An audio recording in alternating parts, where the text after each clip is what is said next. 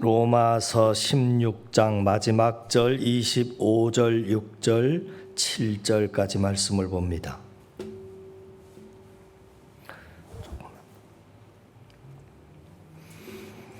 (25절부터) 같이 읽습니다. 나의 복음과 예수 그리스도를 전파함은 영세전부터 감추어졌다가 이제는 나타내시는 바 되었으니 영원하신 하나님의 명을 따라 선지자들의 글로 말미암아 모든 민족이 믿어 순종하게 하시려고 알게 하신 바 그 신비의 계시를 따라 된 것이니 이 복음으로 너희를 능히 견고하게 하실 지혜로우신 하나님께 예수 그리스도로 말미암아 영광이 세세 무궁하도록 있을지어다. 아멘. 요즘 스스로 힘있다고 생각하는 정치인들은 소셜 네트워크 서비스 또 페이스북 같은 곳에 자기 주장이나 평론을 공개적으로 올립니다.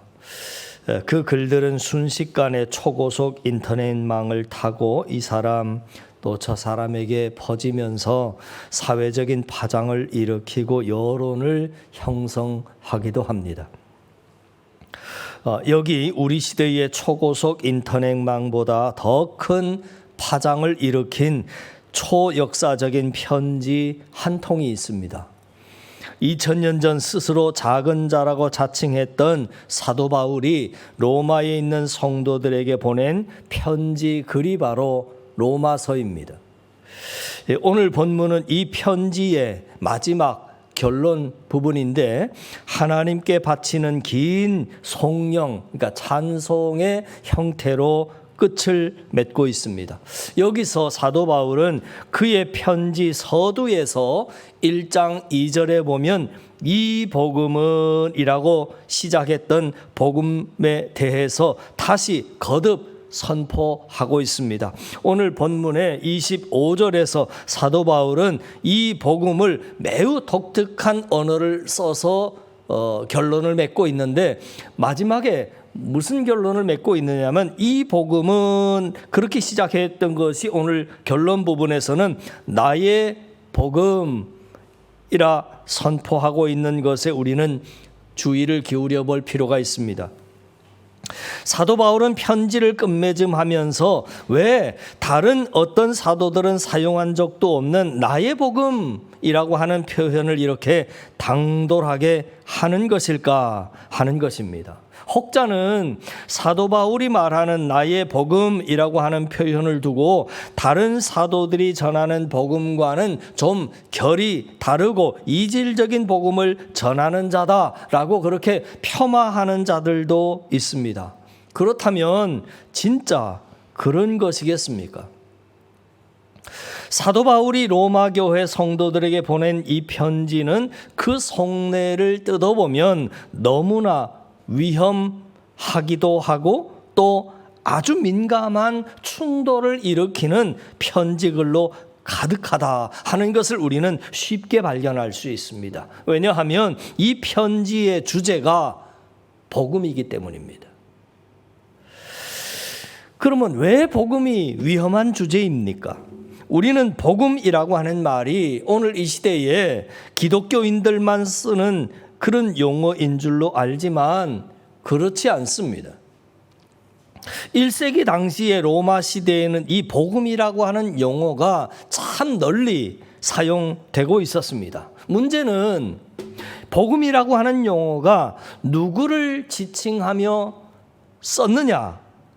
참 중요한 부분인데 누구를 지칭할 때에 이 복음이라고 하는 언어를 썼느냐면 세계의 패권자인 로마 제국의 제1인자에게 쓴 용어입니다. 그러니까 로마 제국에는 수많은 로마 시민이 있었습니다. 사도 바울도 태어나면서부터 로마 시민입니다.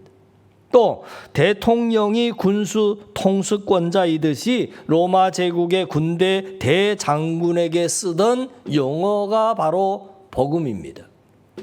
또 로마 제국의 사제 중에 최고의 제사장에게 붙여주던 용어가 바로 복음이라고 하는 용어입니다.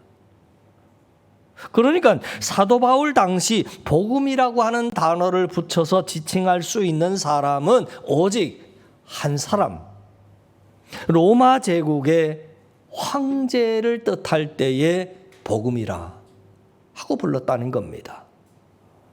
황제와 관련된 일이 있을 때, 그러니까 예를 들어서 황제가 태어났다든지 또 로마 제국 군대 대장군의 황제의 군대가 전쟁에 나가서 승리했을 때 그 승전보의 소식을 복음이라 그랬습니다. 황제와 관련된 소식이 로마 시민들에게는 가장 좋은 소식이었다. 그게 바로 복음이었다는 겁니다. 그런데 당시에 이런 복음의 의미와는 너무나도 다른, 전혀 다른 새로운 의미의 복음을 들고 나온 인물이 오늘 본문에 등장하고 있는 사도 바울이 말하는 나의 복음이라고 하는 언어입니다.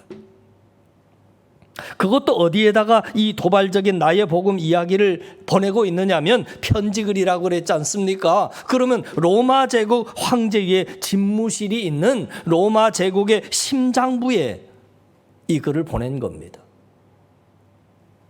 나의 복음 이야기를 상술하고 있다고 말이죠. 그러니까 이 글은 너무나도 위험한 글입니다.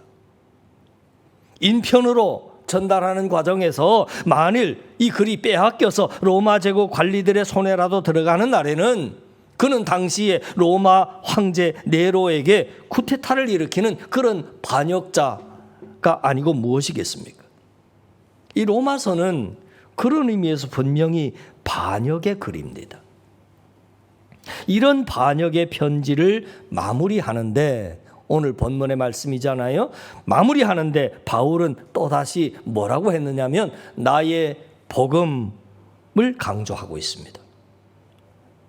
자, 오늘 본문의 25절, 6절, 7절 아주 짧은 글이지만 우리가 읽고 있는 개역 개정 성경에서는 한 문장으로 이 글이 쭉 그냥 이어가고 있습니다.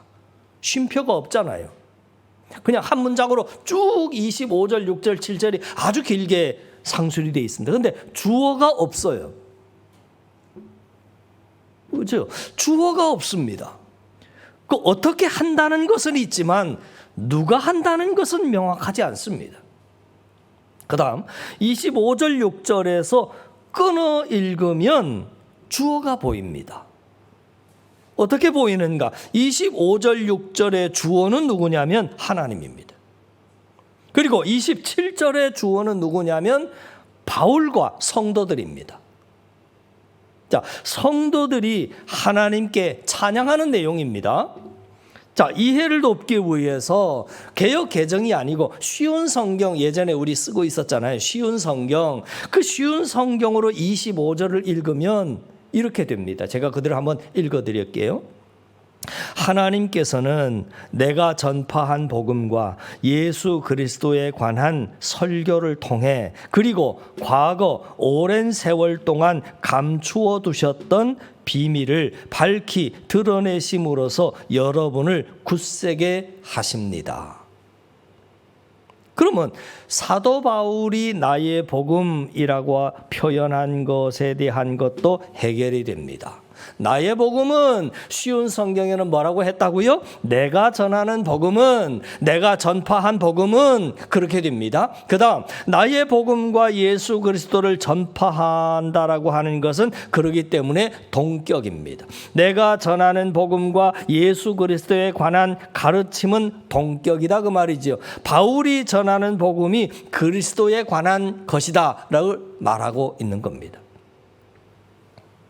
그동안 사도 바울은 1차, 2차, 3차에 걸쳐서 로마 제국의 동쪽 지역인 소아시아, 그러니까 지금의 터키입니다. 아시아, 갈라디아, 안디오, 비두니아, 길리기아, 다소, 안디오, 에베소 지역에 두루 다니면서 당시의 로마 제국 사람들이 생각하는 복음과 상반되는 새로운 복음, 복음의 표현대로 나의 복음을 그렇게 사도 바울이 1차 전도 여행, 2차 전도 여행, 3차 전도 여행을 통해서 그렇게 전파했습니다.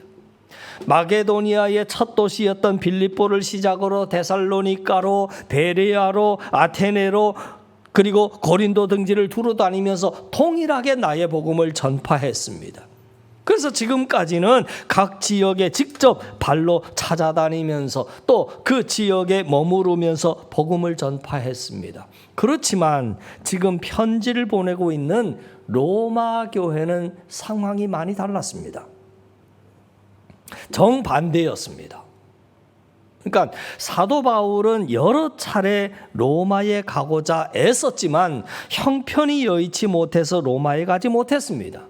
로마서를 쓸 당시에 바울은 더 이상 로마 제국의 동부 지역인 소아시아, 마게도니아, 아테네 그리고 고린도 등지의 선교는 이미 마무리가 되었다, 그렇게 생각을 했습니다. 그러므로 이제 그의 다음 목표가 어디로 정해졌느냐면 제국의 심장부인 로마를 거치고, 그리고 그 당시에 땅끝이라고 여겨졌던 로마 제국의 서쪽 지방인 스바냐, 그러니까 스페인까지 복음을 전하고자 했습니다.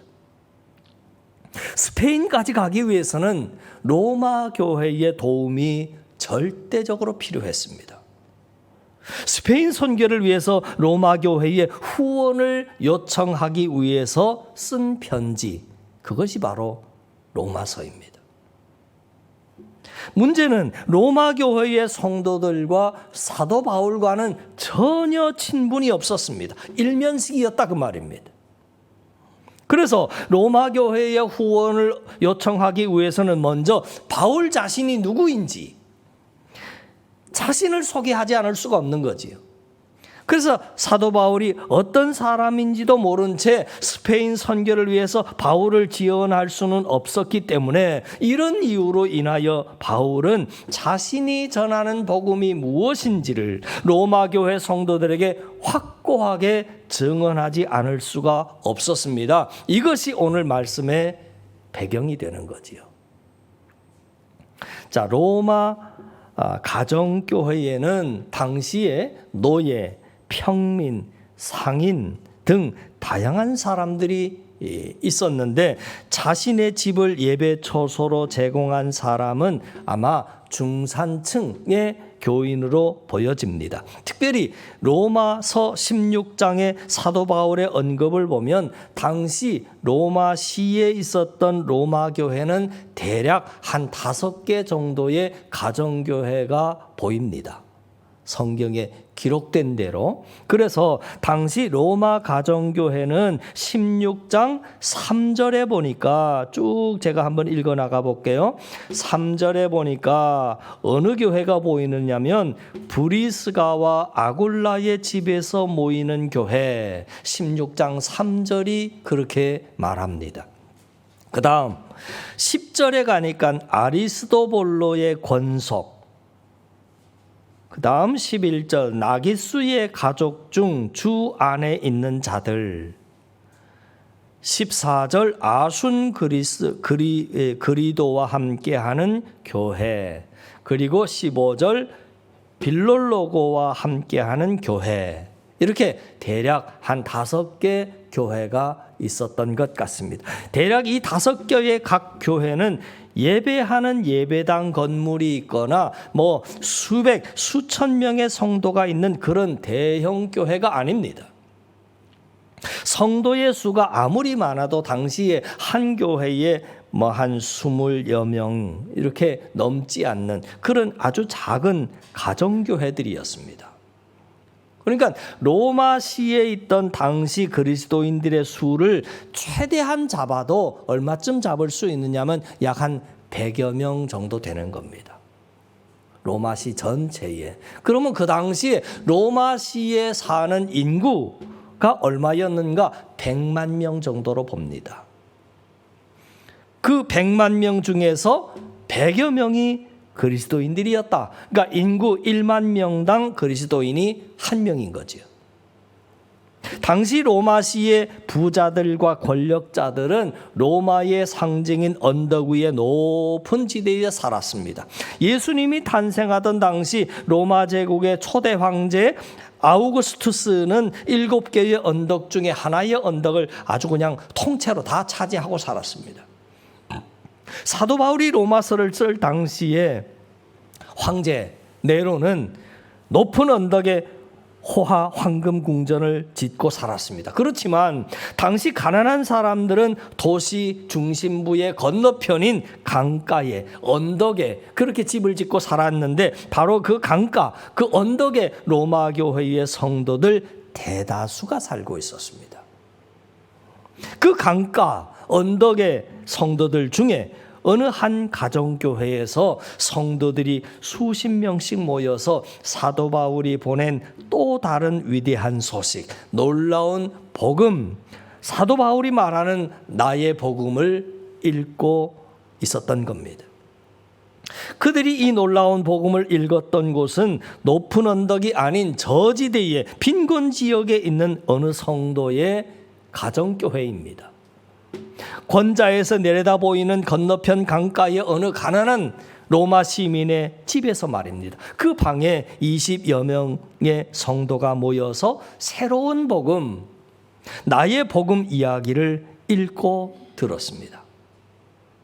바울이 전하는 나의 복음을 들었던 교회는 결코 오늘 우리가 아는 로마에 있는 거대하고 화려한 베드로 성당이나 바티칸 그런 성당이 아닙니다. 그들은 로마서에서 가장 힘이 없고 가난하고 소외되고 당시 로마 제국의 황제를 중심으로 하고 있는 권자와는 거리가 아주 먼 로마 제국의 한 소시민들이었습니다. 가정교회 성도들이었습니다. 그런데 그럼에도 불구하고 사도 바울은 그의 편지에 수신자들이 되는 로마 교회의 성도들에게 당당하게 밝혔습니다.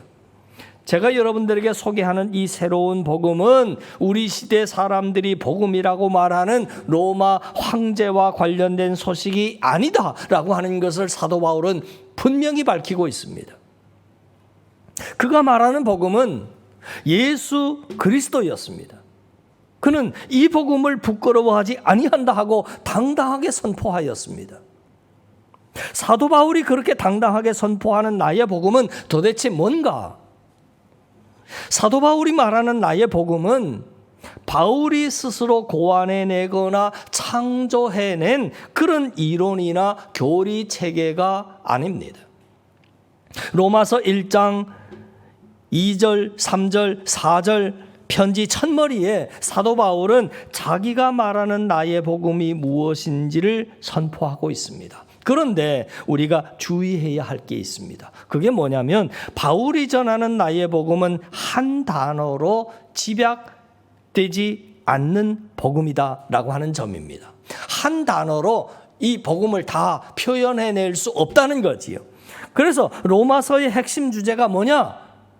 라고 묻는다면 대다수의 사람들이 뭐라고 대답을 하느냐면 이신득의입니다. 또 이신칭이라고 대답할 수 있습니다. 그러나 여러분, 로마서는 이신칭이나 이신득의만을 말하지 않습니다. 그 의미는 더 포괄적이다 그 말이지요. 우리는 흔히 복음을 십자가의 도라고 하는 말로 고백합니다. 그렇지만 오해하지 말아야 합니다. 바울이 전파하는 나의 복음에는 십자가의 도라고 하는 말로만 다 표현되지 않는 복음이 그 안에 들어있다는 겁니다. 그런 점에서 오늘날 대다수의 성도들은 사도 바울이 선포하는 복음을 크게 오해하거나 축소되고 있습니다.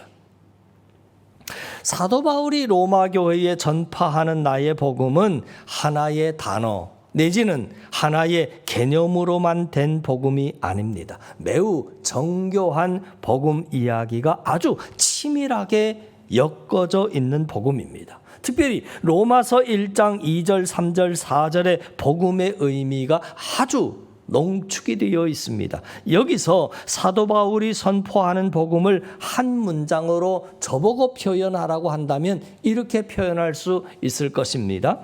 예수님께서 죽은 자 가운데서 다시 살아나셔서 하나님의 통치권을 대행하시는 하나님의 아들이 되셨다 하는 소식입니다. 로마 황제가 세상의 통치자가 아니라고 하는 그런 선포입니다. 예수님께서 하나님 나라의 통치자이시다라고 하는 소식입니다. 바로 이 소식이 바울이 전하는 나의 복음의 핵심, 본질이라 할 것입니다. 자, 그러면 어떻게 예수님께서 하나님 나라의 통치자가 되셨는가? 그 전환점이 바로 예수님이 죽으신 십자가와 부활입니다. 십자가와 부활을 통해서 예수님께서 저와 여러분들의 주님이 되셨습니다. 주권자, 통치자가 되셨습니다. 바로 이것이 사도 바울이 로마 교회에 보낸 편지에서 말하는 나의 복음의 핵심이라 할 것입니다. 그래서 사도 바울이 전한 나의 7가지 복음의 이야기를 정리한다면 이렇게 정리할 수 있습니다. 첫째, 성육신이다. 그러니까 다윗의 후손으로 태어나셨습니다. 둘째, 십자가의 죽으심이다. 셋째, 장사되심이다. 넷째, 부활하심이다. 다섯째, 부활 이후에 나타나심이다. 그러니까 여제자들과 11 사도들과 수많은 제자에게 나타나셨습니다. 여섯째, 주가 통치자, 주권자 되심이다. 그리고 일곱째, 종말적인 심판자로 세상에 다시 오심이다. 그렇게 정리할 수 있습니다. 이 모두가 다 사도 바울이 선포하는 나의 복음의 이야기입니다. 이 복음은 어마어마한 반전과 역설과 줄거리가 있는 이야기입니다. 이 복음의 이야기가 때로는 십자가의 말씀이라고 하는 한 단어로 압축되기도 합니다. 그래서 사도 바울은 나는 예수 그리스도와 그의 십자가에 못 박히신 것 외에는 아무것도 알지 아니하기로 작정하였노라 하고 고백하였던 것이지요. 그러나 이 고백에는 복음이신 예수 그리스도의 모든 이야기, 즉 성육신의 이야기, 부활의 이야기, 부활 이후의 현현의 이야기, 그리고 다시 오시는 종말적인 심판자이신 주님의 이야기, 온 인류, 우주 만물, 교회의 주권자가 되시는 이 모든 이야기가 다 포함되어 있다 할 것입니다. 자, 우리는 지금 코로나 바이러스 광야를 지나가고 있습니다. 그렇지만 오늘 예배하면서 2000년 전에 선포된 사도 바울의 편지 속에 나타난 나의 복음을 당시 로마 교회 성도들과 동일하게 지금 듣고 예수 그리스도가 유일한 복음이심을 고백하는 자가 되어야 합니다. 우리도 사도 바울의 불타는 가슴처럼 우리 시대의 정치 권력자들이 복음이 아니다라고 고백하고 2차 산업혁명 시대의 과학주의가 복음이 아니라고 우리가 고백하고 만연해가고 있는 우리 시대의 정신인 신이 되는 인간 호모 데우스가 복음이 아니라고 당돌하게 선포하는 자가 되라. 오늘 성경은 우리에게 그것을 말하고 있는 겁니다. 권력에 사로잡혀서 물질에 사로잡혀서 세상 명예에 사로잡혀서 그것이 복음이 아니다 라고 말하고 있는 겁니다. 그 마음을 담아서 오늘 말씀인 26절 중반전에 믿어 순종하게 하시려고 그랬어요. 여러분, 이 말씀의 뜻을 살펴보고 오늘 말씀 마치려고 하는데 1장 5절에 이렇게 성경은 말합니다. 그의 이름을 위하여 모든 이방인 중에서 믿어 순종하게 하나니 하는 말씀을 연결하여 읽어보면 이렇게 읽어지는 거죠. 성경은 믿는다 하는 것과 순종한다 라고 하는 것을 분리해서 성경은 말하지 않습니다. 믿어 순종하게 하다 그렇게 말합니다. 바울은 자신이 복음을 전함으로 사람들이 단지 믿도록 하는 것이 아니라고 선을 그었습니다. 그리고 실제로 사도 바울은 로마서 1, 2, 3, 4장에서는 믿음에 대해서 강조하고 있고 5장, 6장, 7장, 8장에서는 순종에 대해서 강조합니다. 이렇게 사도 바울은 믿음과 순종을 불가분의 관계로 강조하고 있습니다. 따라서 믿음 없는 순종은 있을 수 없고 순종 없는 믿음도 있을 수 없다 하는 거죠. 자, 여러분 2000년 전 로마 제국의 심장부에서 비주류로 예수를 믿고 살았던 로마 교회 성도들이 읽었던 사도 바울이 전해준 로마서의 복음을 우리들도 당돌하게 이 시간 소리내어 한번 읽어봤으면 좋겠습니다. 그리고 말씀이 말씀되게 하는 2020년의 새해의 새 사람들 다 되실 수 있기를 주님의 이름으로 간절히 축원을 드립니다. 로마서 16장 25절, 6절, 7절 한 목소리로 봉독하면서 이 복음의 선포자가 되기로 결단하였으면 좋겠습니다. 같이 읽습니다.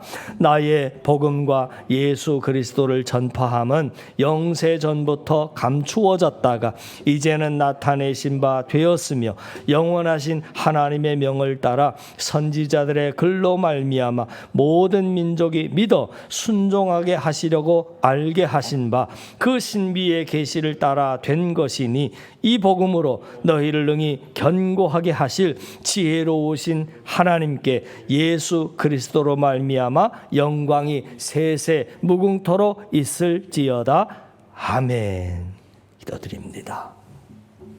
온 우주 만물과 온 세상의 통치자시며 우리의 주권자이신 복음이신 예수님, 주연절 후 첫 번째 주일에 우리도 사도 바울의 로마서 말씀을 통해서 그 놀랍고 위대한 복음 예수 그리스도를 다시 듣게 하시니 감사를 드립니다. 코로나 바이러스 상황에서 염려하며 낙심하며 절망하며 살아가는 이 시대 속에서 당돌하게 담대하게 예수 그리스도가 우리의 주님이시고 복음이심을 선포하고 전하는 이 시대의 복음의 사람들, 우리 한사랑의 공동체 되게 하옵소서. 그렇게 2022년 주님 안에서 말씀을 이루어 사는 주의 백성들 되게 하실 줄을 믿사옵고 예수님 이름으로 기도하옵나이다. 아멘.